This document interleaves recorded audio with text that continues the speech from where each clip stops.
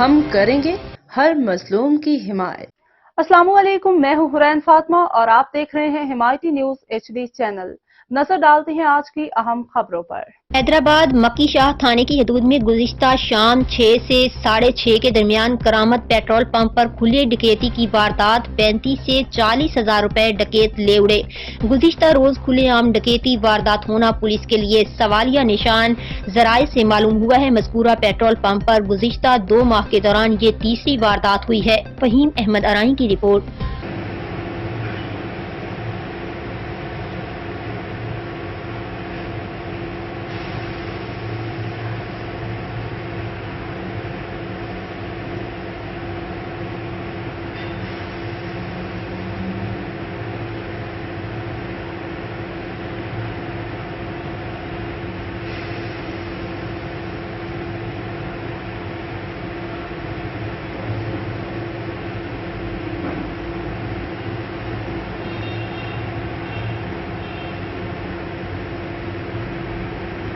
ये गल सही है, देखते हो जो ना लेट